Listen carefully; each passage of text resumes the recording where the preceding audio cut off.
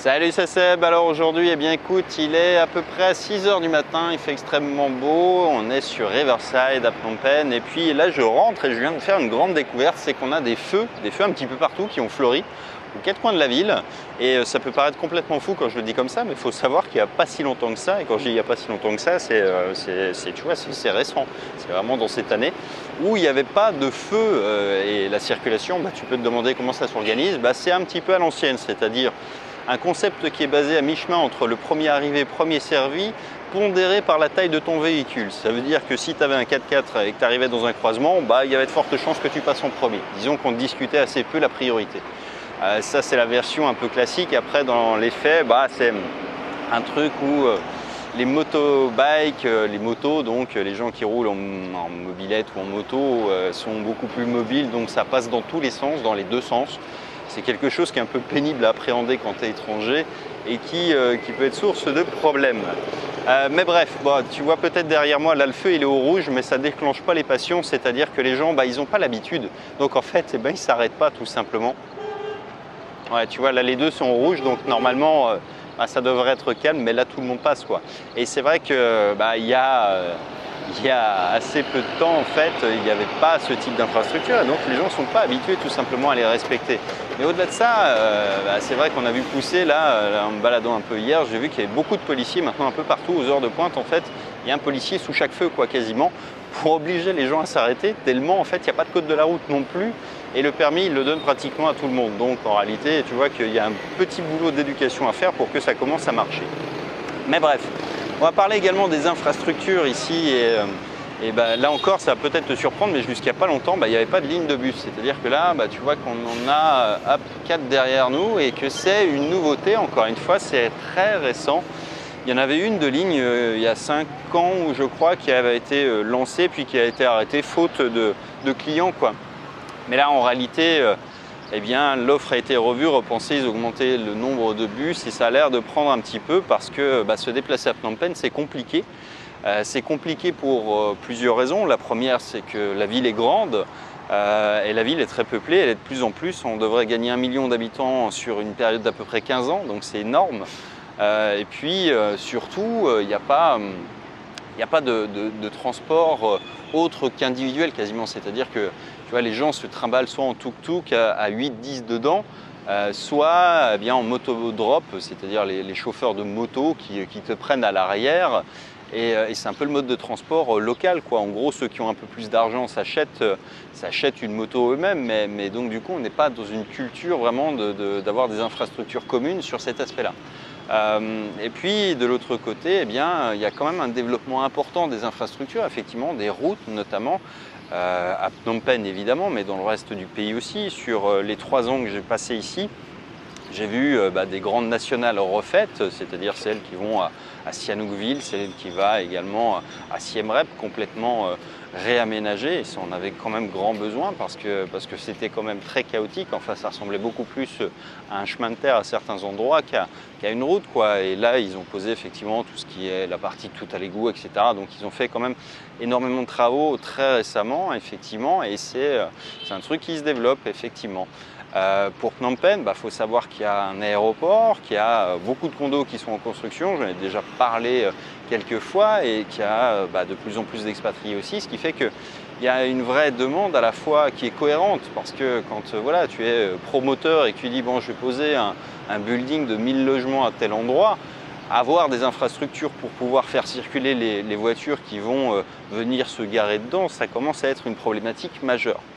À tel point d'ailleurs que, alors je ne sais pas si ça va se faire, mais c'est une rumeur pour l'instant, qui a été officialisée, mais reste à savoir si ça arrivera ou pas, c'est qu'il y a un accord entre le gouvernement et puis le gouvernement japonais qui financerait un métro aérien façon Bangkok, donc à Phnom Penh, et qui déchargerait beaucoup en fait une partie de la ville qui est très très encombrée et qui est vraiment un problème. Enfin, c'est la route qui va à l'aéroport, et là pour le coup celle-ci elle est vraiment pénible parce qu'à chaque fois quand tu arrives, effectivement, c'est les heures de pointe, c'est les bouchons et il y a beaucoup de circulation qui pose vraiment beaucoup de soucis. Donc oui, c'est une des préoccupations majeures effectivement des gens, mais également du gouvernement maintenant, parce que c'est ce qui aide aussi au développement du pays tout simplement. Il faut savoir qu'il énormément d'usines qui sont implantées ici, des usines chinoises. Ça peut paraître fou quand je vais te le dire encore une fois, mais les Chinois délocalisent ici depuis la Chine parce que la Chine est trop chère. Et aujourd'hui, un ouvrier ici, ça coûte 150 $ par mois dans une usine. Donc c'est des budgets qui sont beaucoup plus faibles qu'en Chine, mais qui impliquent effectivement que derrière, tu as les infrastructures. C'est bien beau d'avoir une usine, mais il faut encore une fois que tu arrives à faire en sorte que tes employés ils arrivent jusqu'à l'usine dans de bonnes conditions. Il faut aussi que les marchandises que tu y produis puissent partir vers l'étranger facilement. Donc ça implique effectivement d'avoir des routes sur lesquelles tu fais circuler des camions, ensuite des conteneurs et des porte-conteneurs, ça il y en a à Sihanoukville effectivement. Et puis de l'autre côté il faut éventuellement du train, donc le fret ferroviaire a repris également et un petit peu de train de voyageurs, mais il y a un projet avec la Thaïlande qui est d'avoir une ligne, encore une fois, qui sera plus ou moins financée par les Chinois a priori, qui couvrira de la Thaïlande au Cambodge quasiment, voire même quasiment jusqu'au Vietnam, avec voilà, un horizon de quelques 5 ou 10 ans. Alors encore une fois, il y a plein d'annonces et puis on ne sait jamais bien si ça va avoir lieu ou pas, mais toujours est-il qu'aujourd'hui les trains reroulent au Cambodge, les trains de passagers. D'une manière minime, tu n'en as pas tous les jours, c'est le week-end pour l'instant et les vacances scolaires.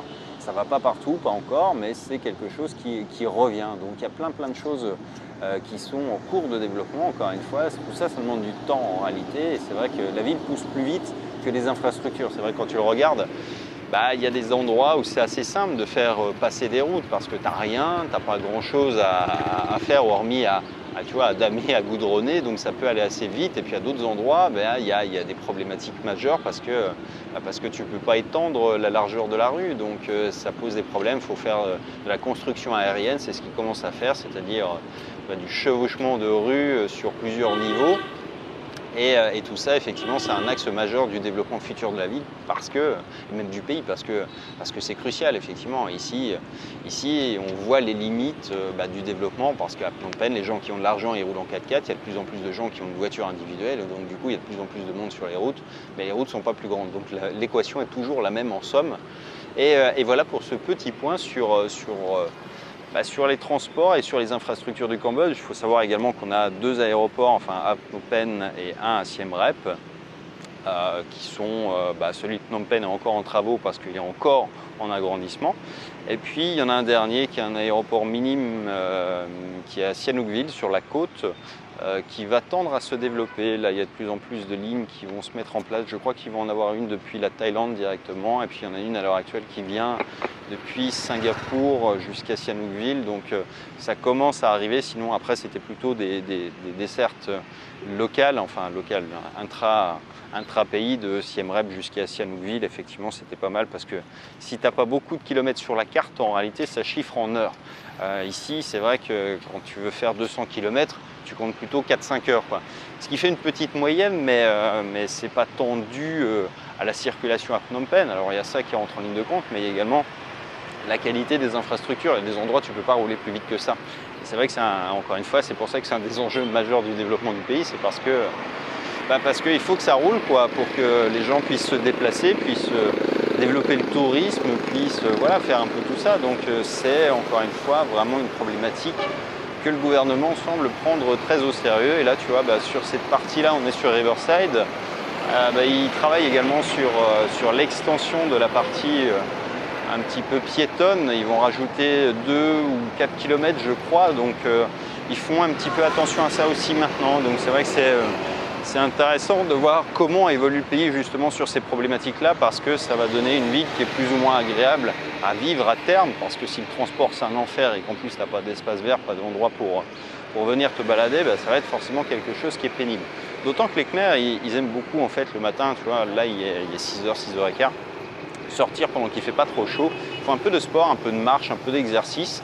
Et c'est vraiment nécessaire quand tu es en ville d'avoir ce type d'endroit, quoi, parce que encore une fois c'est au-delà du côté esthétique, c'est un côté pratique. Et puis là les gens le week-end pareil, ils viennent se promener un petit peu, là ça descend jusqu'au Palais Royal, donc tu peux avoir une jolie vue quand tu te balades, quoi.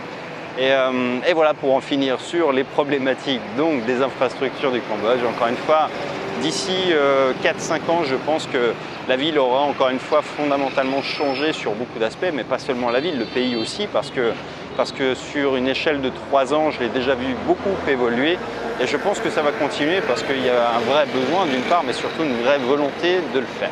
Allez, bref, j'en ai terminé et je te dis à bientôt dans la prochaine. Ciao!